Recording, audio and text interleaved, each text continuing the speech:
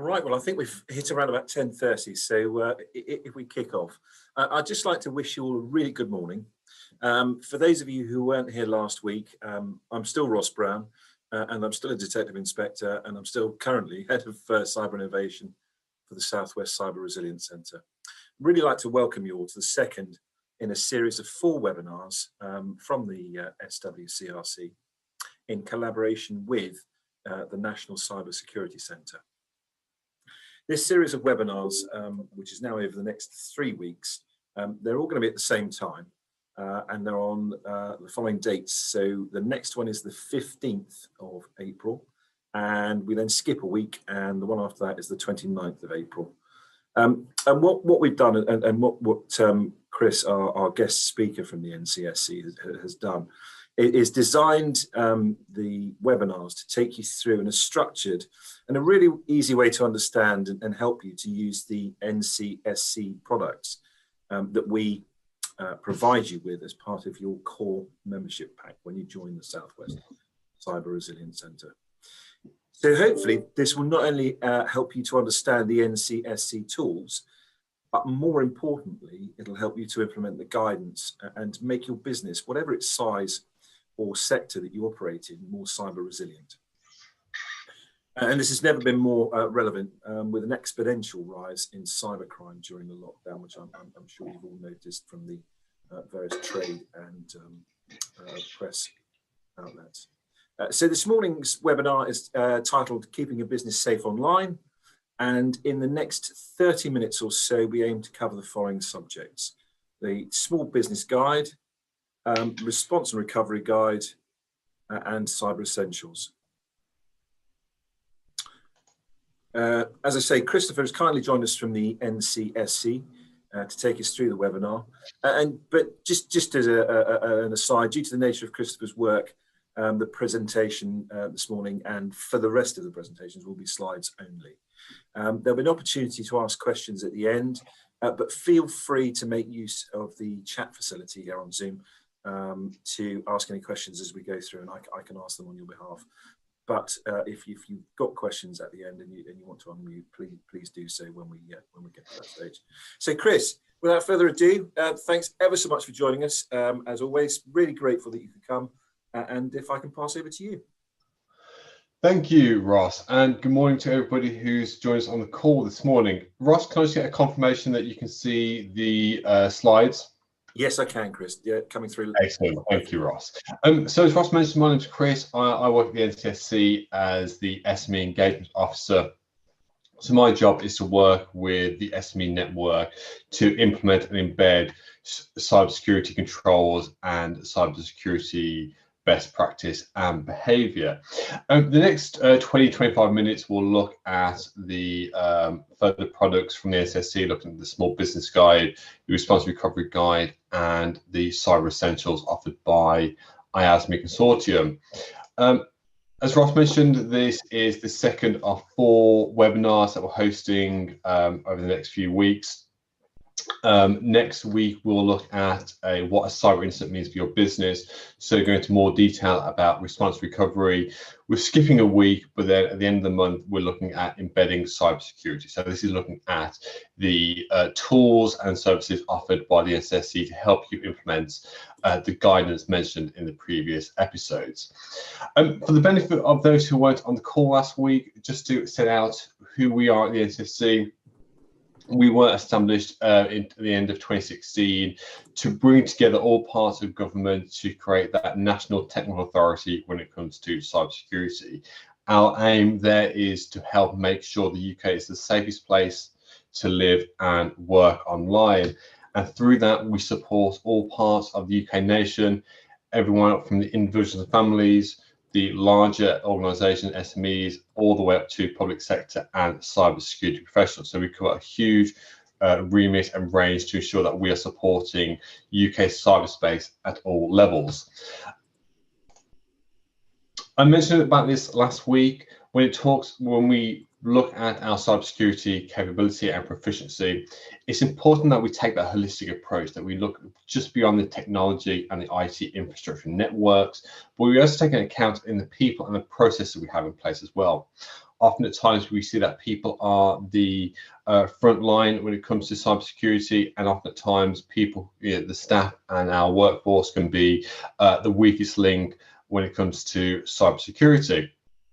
So we need to make sure that we take an account of all three elements there to build that cyber resilience. That is the ability to cope with unforeseen incidents, both malicious and accidental. I mentioned this last week as well. The Cyber Security Breach Survey was published sometime last week, which takes account of the cybersecurity landscape over the last 12 months.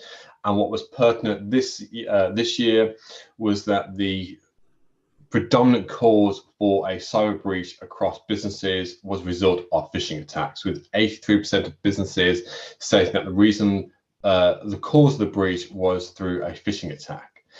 Which is why it's important that not only do we have the correct processes in place to filter out phishing attacks and malicious emails coming through to our businesses and organizations, but we also have the correct level of training in place to ensure that staff can identify suspicious and malicious emails and have a process for reporting those in the correct way. And what the survey identified as well is that the average cost of those breaches was well over £8,000. So this is the average annual cost for business that suffered a lot of data assets following that breaches. So whilst the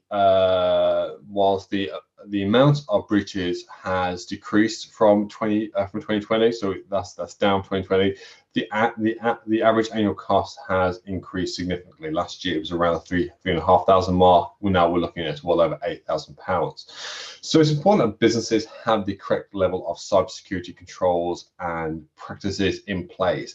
And just by following a few simple controls and processes, we can drastically improve our cybersecurity and prevent your organization and our own personal lives from suffering a cyber incident. And it's important as well is that when we look at the financial impact of a cyber breach, that we look just beyond the short term, the initial direct cost, the cyber ransom, like the financial theft and the need for staff response time, but we also look at the indirect and long-term costs. So Ipsos Mori, who carried out this report, identified that when it comes to the long-term indirect cost, businesses need to take account of the reputational damage, the supply chain attrition, and the loss of the new and existing customers. Because when an organization faces a cyber breach, it's not simply a case of responding to the initial cause and recovering. That recovery time can take weeks, months, years, and in fact, some businesses never fully recover from the financial impact of a cyber breach. So it's important that we take that holistic approach when we considering our business continuity plans and how we might respond and recover from a cyber incident. So just to pick up from last week then, the idea of these webinars is they follow one after another. So by embedding these practices, we can then look at further controls. Last week, I set out the security controls from the relaunched cyberware campaign. These are the 6 behaviors that not only organizations, but as individuals and personal lives that we should all be implementing to keep ourselves safe and secure online. And while these may seem quite simple, easy to implement controls, it's very easy for us to overlook these, not implement strong password hygiene, not turning on 2-factor authentication, and being lax with our updates and make sure our data and our assets are backed up. So the first point of call for any business and in our personal lives is that we implement these first 6 controls, that we have strong passwords, these are saved in browsers, for those important accounts and where we can turn on 2-factor authentication, update our devices and turn on backups. The next piece of guidance I want to turn to then is the COVID-19 support pack that we published at the beginning of shortly after lockdown last year. And this was 3 sets of guidance which help businesses make that transition from working in a physical location, working in an office, to having a distributed workforce, which is now using video conferencing, personal devices, remote laptops, and how business makes that transition from moving from the physical to the digital work area. And while this is something we've now all come accustomed to and is commonplace, what the Cyber Breaches Survey identified was that only 23% of businesses cover home working in a cybersecurity policy. So for those IT professionals on the call, I would recommend that you look at your cybersecurity policy and see if it covers that home working arrangement.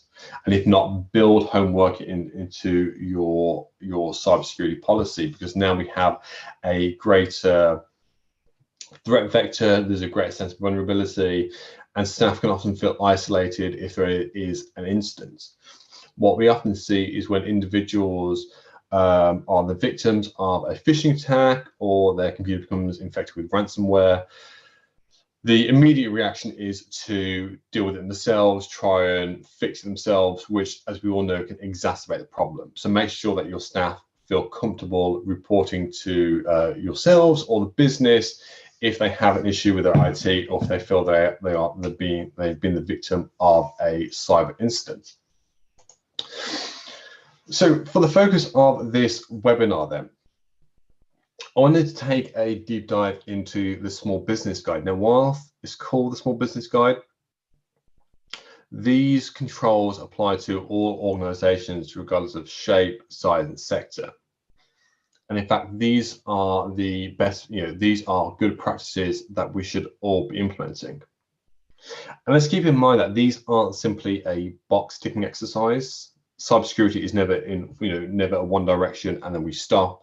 It's that continual process of reviewing, implementing, and assessing the security risks, the vulnerabilities that might come in, which is why it is so vital that businesses have a strong policy and a process to make sure that cybersecurity is constantly reviewed and updated as the landscape changes and as vulnerabilities are identified. So just for the next 5 to 10 minutes, I want to take a look at each of these steps and see how we can implement these controls at an organizational level, but also how we can implement these in our own personal lives as well. So when it comes to backing up your data, first and foremost, we need to identify what data we're backing up. What is our most critical data? What is our most critical assets? And then take account of how we back up this data. Is this data backed up on a daily, weekly, monthly basis? Is there a need for this data to be held in a secure location, apart from the network? Can we access those backups? These are the questions that organizations need to identify when it comes to backing up your data. Now, while many organizations will have a good process for backing up that data, what we often see is that retrieval of that backup is never tested as regular as might be. We've seen organizations who have backed up their data, done everything correctly, but then have suffered a cyber attack, only to then realize that the cyber attack has also infected their backups because the backups weren't held on a separate network or weren't segregated from the main network. So when it comes to backing up your data, make sure that is separate from your computer or your network, and then you also test that you're also able to gain access to that data in the case of a cyber attack. Which is why we recommend businesses consider moving their assets to the cloud. Many organizations now moving to Office 365, which will have some built-in backup process in place. For those who haven't quite made that move to moving to cloud working, we have fantastic guidance on cloud security and how you can secure your cloud, which will hopefully aid that process of moving your backups away from your network, away from your physical infrastructure, and keeping it in a safe, secure place. And like I mentioned there, make sure that your backups is part of your everyday business. That backups should be taking part on on a regular basis. So we always have the most up-to-date backup possible. We never know when we might be the victims of a cyber attack, so this is strong practice that we should all be implementing. So once we've backed up our data, we need to make sure that we protect ourselves from malicious software, or in this case, malware. And these are very simple techniques and controls that we can all implement, but it's making sure that we take the time to make this part of our business as usual. First and foremost, we should all be installing and turning on antivirus software. And often at times when it comes to Windows and Apple, often this antivirus software is already built in, so it's simply a case of clicking enable for this antivirus software to be running. We also need to make sure that we prevent staff from downloading dodgy apps as well. And yes, it does happen. We do have, there are stories of staff downloading dodgy apps which have malicious software built in, which can compromise the entire network. I mentioned at the beginning, oftentimes people are the weakest link when it comes to cybersecurity. You can have the best technology and processes in place, but often at times we need to make sure that staff follow correct behaviors and correct procedures to keep the organization safe and secure. So first and foremost, prevent staff from downloading dodgy apps by locking down company phones, or if they have BYOD, make sure that you have a policy for managing BYOD devices. And again, we saw this in the cyberware campaign. Keep all your IT equipment up to date, make sure that you're patching on a regular basis, and make sure that you have a test environment for testing those patches to make sure that the update doesn't cause any outages or any problems on the wider network. And again, switching your firewalls. Just by implementing antivirus, firewall, and locking down devices, we drastically improve our protection from malware and malicious software. And again, this comes on to keeping devices safe. Make sure that employees in your workforce have password protection, that they're using a strong password, making sure that, again, all these devices are kept up to date and the apps are up to date. It's important as well to make sure that you have the ability to remotely locate, lock, or wipe a lost or stolen device. It happens all the time, maybe not so much now, but when colleagues are traveling on trains, airports, devices get left behind. It happens, we lose our keys, we lose our wallets, but make sure that you have a policy where that device can either be tracked, locked, or wiped if it can't be retrieved.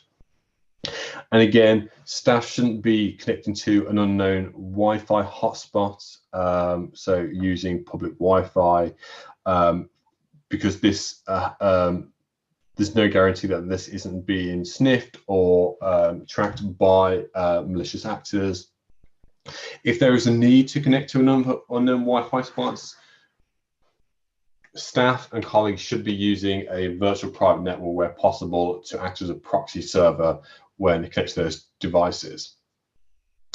But what's highlighted from the cybersecurity breaches survey was that nearly half of all organizations have staff using personal devices for work. So again, make sure you have a policy in place to allow staff to use BYOD devices, and that these are being secured and monitored in line with your company policy. And again, using the importance of passwords, it comes back to is that make sure that you're using password protection. Where possible, we should all be using two-factor authentication for our most important accounts. Again, it's simple, but it's a huge problem with an organization. Avoid using predictable passwords and help staff with password overload. NCSE stands is that passwords should be made up of 3 random words, and if need be, these can be used with special characters to meet the requirements of the platform. But staff shouldn't have. But make sure staff aren't being faced with password overload. We don't recommend organisations enforce a password change policy after so many days. A password should only be changed if the password is either been forgotten or there's a suspected breach and the need for a change password. Otherwise, a password change policy makes employee passwords weaker, not stronger. Staff aren't really changing their password, they're changing one special character, password 1, password 2, spring 21, summer 21. And threat actors and hackers know how to combat this, and they can use that to their advantage. And with any new devices, whether in our professional lives or personal lives, change all default passwords. Usually devices, when they come out of the box, they are user enabled, password, username is admin, password is admin. Make sure that any new devices you have, you change the default password straight away, and that applies to your devices and your network devices as well, so your routers and your switches. And as we saw at the beginning, the significance of phishing attacks on cyber breaches. Make sure that your organization is able to avoid those phishing attacks. So make sure that you configure accounts to reduce the impact of successful attacks. All colleagues or employees should be working on a basis of a system of least privilege. Don't give employees more privilege than they need to do their job. So don't give employees admin rights, admin access, or access to sensitive data. If that account is compromised, a threat actor can use that access to pivot into other points of the network, encrypt data, or potentially delete and steal that data. And again, think about how you operate. Understand how who you're communicating with. If your organization relies on contacting third parties on a regular basis, making new relationships, understand how the information you're giving out to new partners.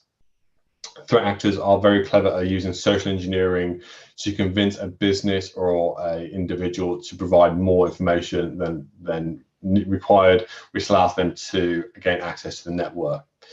Again, check for obvious signs of phishing, so generic greetings, a sense of urgency, poor spelling. But make sure your staff are aware of these signs as well. So where possible, staff should receive a level of training on identifying phishing emails and understanding how to report these. And again, we see that report all attacks, even false negatives. If a suspicious email comes into your organization, make sure there is a process in place for individuals and employees for reporting those and reporting them to your organization, or you can report them to ourselves at reporting at gov.uk, and I'll post a link to that afterwards. And understand your wider digital footprint, how you operate online, and we have tools in place which allow you to understand your digital footprint, where your accounts, where you're reaching out to, and where you might be able to where you can kind of lessen your digital footprint to make you less susceptible to threat actors. So that's the small business guide in a nutshell. I'm conscious of time. These are the 5 controls that all organizations should be implementing. I just want to go through now some of the other products. I'll have a look at, I'll touch on the response recovery guide and then go into that in greater detail in the next session. The only thing I want to say at this point is that it's important that all organizations have a response recovery, a disaster recovery plan, and have business continuity built in for a cyber incident. Even with the best security in the world, even with the best staff training, cyber incidents do happen. There's no such thing as a perfect security. So organizations need to be prepared for a cyber incident. So it's important that you build that response recovery mechanism and test your response arrangements. As I said, I'll go into this in much greater detail in the next session, and we'll look at how you might be able to practice your response arrangements. The small business guide whilst it is aimed at the small organization and does have a wide application, for those large enterprises, we do have the 10 steps of cybersecurity guidance, which takes a wider approach to your security and your network controls. But it looks at the risk mitigation when it comes to cybersecurity and how you may set up a risk management regime. And again, the cyber breach survey identified that only 34% of businesses have done a cyber risk assessment. And finally, coming on to Cyber Essentials. Cyber Essentials is the government-backed certification scheme that will help organisations protect from most cyber attacks most of the time. The certification involves implementing 5 technical controls. It's a self-assessment. And by implementing those 5 technical controls, that will be then peer reviewed by a certification body who will then award you that certificate. And if we look at those technical controls, they follow very closely on from the Small Business Guide. So there's nothing in there which isn't necessarily included in the Small Business Guide, but it takes it one step further. I highly recommend being certified. There's huge benefits which come with having that certification. There's that reassurance to your customers that you're working to secure your IT against cyber attacks, the potential to attract new businesses. It gives a clear picture of your organization's cybersecurity level as well. Often at times it can be difficult to understand our cybersecurity level and our network and have that wider approach. So this really gives you the opportunity to understand your wider IT infrastructure. A big one, some government contracts require Cyber Essentials. You can't bid for those contracts unless you have Cyber Essentials in place. So if you're looking to do business with government, highly recommend getting that certification as soon as possible. And with it, you get £25,000 free cyber liability insurance, which is an absolute winner. In the case, if you're ever the victim of a cyber incident, you have that liability insurance in place, which comes with 24/7 incident management response arrangements. So if anything, it's worth for that the £25,000 free cyber liability insurance. That was a quick canter through our Small Business Guide and our wider processes. Hopefully that's given delegates a starting point or an understanding of how what to embed when it comes to keeping your business safe online. And for those IT professionals on the call, hopefully that's served as a bit of a refresher and some of the actions you can take forward. I'm conscious of time, we've got 3 or 4 minutes, but Ross, I'm happy to take any questions, and thank you for everybody listening this morning. No, thanks, Chris. That was absolutely brilliant. Really, really useful. There is one question that's come in from Scott, and I don't know whether you feel qualified to answer this, but the question is Action Fraud an investigation service or a collation service? That is a good question from Scott. So with Action Fraud, what we recommend to all organisations, if they believe they are the victim of a cyber attack, to contact Action Fraud immediately, because Action Fraud will be able to triage that instance. So with all that information in place, Action Fraud will then triage it. So they'll collect that information, and depending on the severity, move that either to the local police force, regional police force, or potentially to something like the NCA, depending on severity. Action Fraud won't necessarily investigate the incident per se. They're not there to carry out an investigation. They're more about triaging that process in place, and where possible, offering a certain level of support and guidance. If an individual has been a victim of a cyber incident, local police force may go out, but Action Fraud will be able to provide a level of service and support to that individual or organisation. Scott, hopefully that answers your question. Yeah, thanks, Chris. There was another question that came up from Mark in relation to FA, but I think you probably covered that, probably to Mark's satisfaction in the presentation. Are there any other questions at the moment? If anybody wants to put anything on chat or open up and unmute.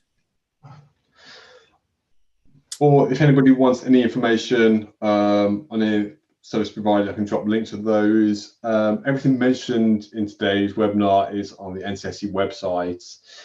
All our guidance and products are free of charge. Recommend that if anybody's looking for further guidance, maybe something I haven't touched on today, check out the NCSC website for more information. Brilliant. Thanks, Chris. And final plug for us. If you're not already and you are a business here in the Southwest, please feel free to sign up as a free core member of the Southwest Cyber Resilience Centre. You can find us with on the website that you can see on the screen behind me, or if not, just get in direct contact with me. But as I say, that is free and offers. Good morning, ladies and gentlemen. series. About to do the fire alarm. Excuse me. When you hear the alarm, there's no need to evacuate the building. Tinkle. Right, I'm going to close down really quickly before the fire alarm goes. Next week, same time, same place, 10:30 to 11, and we're going to cover what is a cyber incident means to your business. So hopefully we'll shut down before the fire alarm starts. Thanks ever so much. Oh, hang on. I think we've got a quick question from... Have we got a quick question from David? No, I think that's it. Thanks, guys. And thanks very much, Chris. And see you all next week. Excellent. Thank you all. Take care. Cheers. Bye-bye.